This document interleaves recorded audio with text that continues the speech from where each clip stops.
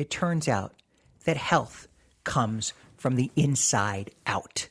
It doesn't go from the outside in. You can't force somebody to eat healthier, to act healthier, to work out. It has to be something that we choose to do.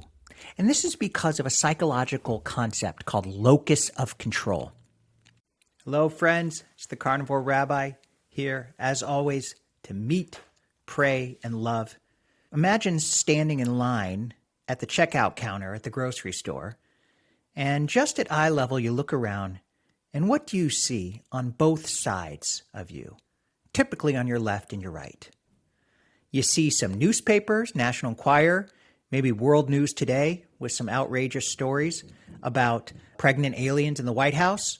And then on the right, you'll see candy bars, Hershey's, Nestle's, Kit Kat.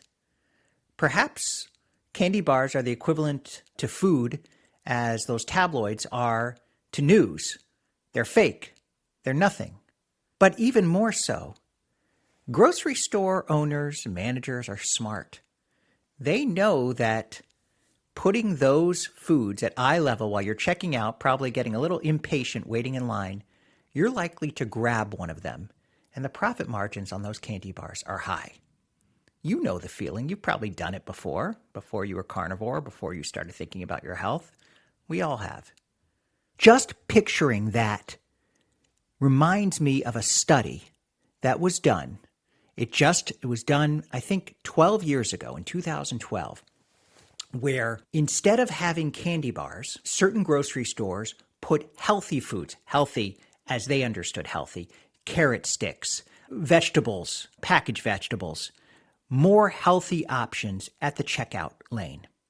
In addition, a similar kind of study was done in school cafeterias where carrots and other healthy vegetables replaced mashed potatoes and French fries.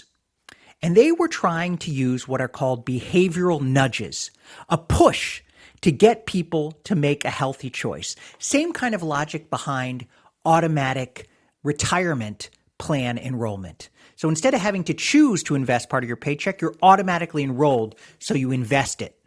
You don't even choose. The same thing, the similar logic with healthy foods. You don't even have the option or the obvious option of choosing something unhealthy. The default is choosing something healthy. And they wanted to see if these interventions would actually lead more people to choose healthy foods. And you know what? Initially, these experiments were a tremendous success. Students at high schools were picking healthier vegetables in a much higher percentage, and people in checkout lines were buying healthier foods in a much higher percentage. The researchers concluded if we can make certain nudges to encourage people subtly by making the default choice a healthy one, we can get people to eat healthier. But then a few years passed, and when they did some follow-up research, it turned out while people initially chose the healthy option, they stopped doing so.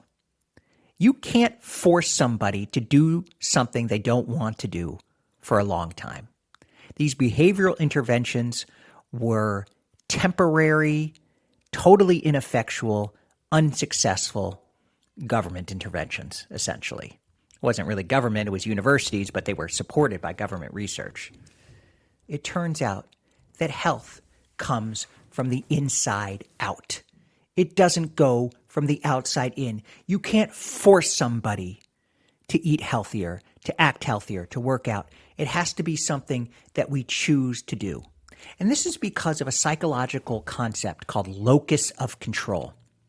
Locus of control says who makes the decision. Is it something, or who has control? Is it an outside power or is it an inside power? And if it's an outside power, it doesn't last. But when we do something from the inside, when we choose something, when we want to change, when we are invested in that change, we make it successful. Real change comes from within, from the locus of control, which is inside. Outside change doesn't last. It's temporary. Anyone who has kids knows this is the case.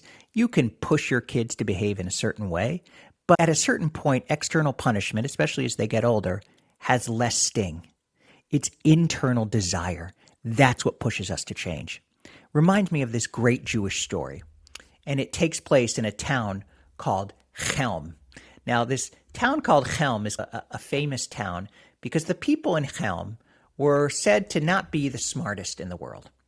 And so these two citizens of Chelm were debating a big question. And the question was, how do people grow? In what way do they grow?